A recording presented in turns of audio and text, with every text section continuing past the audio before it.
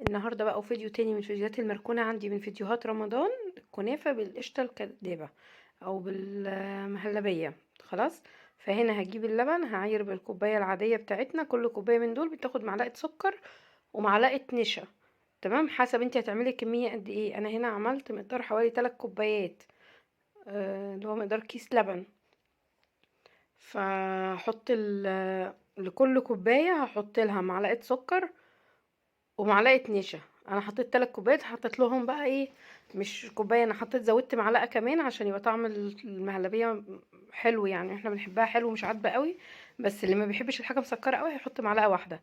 انا حطيت زودت معلقه، فحطيت 4 على 3 كوبايات واربع معالق نشا عشان السماكه بتاعتها تطلع مظبوطه معاكي، ما تبقاش خفيفه. طبعا بتقلبي ده كله على البارد وبعد كده تحطيها على النار. فابتدي ادوب الحاجه عشان النشا ما تكلكعش وتكتل منك. بعد كده تحطيها على النار وتفضلي ايدك فيها طول الوقت لحد ما تبتدي تستوي. خلاص، هي بتبقى بالشكل ده كده. اول ما تبتدي تغلي تبقى هي كده استوت.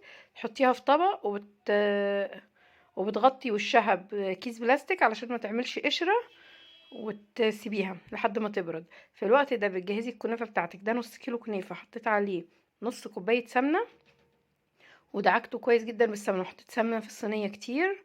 خلاص، وابتديت اخد نص المقدار او اكتر من نص بحاجة بسيطة كده علشان هعمل الجوانب للصينية. افرد بقى الكنافة بتاعتي وابتدي افردها كويس واضغط عليها كويس جدا واعمل لها حروق جناب عشان خاطر المهلبية ما تطلعش منها. فدي من الوصفات الجميلة جدا اللي تقريبا يعني كان اليوم ده عزومة وكل اللي اكل منها عجبته خالص. يعني اللي هو بقى يسألوني انت عملتيها ازاي او ايه الحاجات اللي انت حطاها فيها. انت اكيد حاطه فيها حاجة مفتكسة اي حاجة، بس هي بصراحة ما تدي الحاجة حقها وتستمري ان انت تعمليها كويس هتطلع معاكي كويسة. لكن لو كروتي فطبيعي الاكل بتاعك يطلع وحش، الحلويات بتاعتك هتطلع مش مظبوطة، كل حاجة.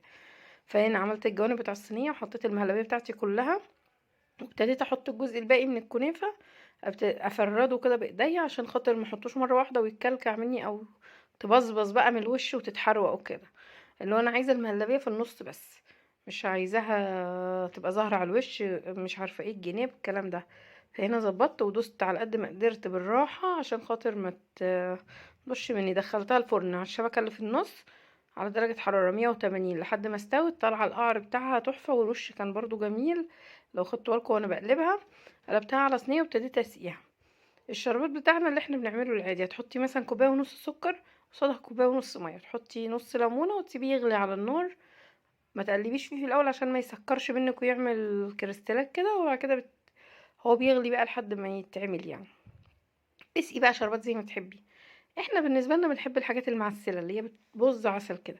تنسيش لو اول مره تشوفي القناه بتاعتي تعملي اشتراك وتفعلي زر الجرس، تعملي كومنت حلو علشان استمر في نزول فيديوهات وكده.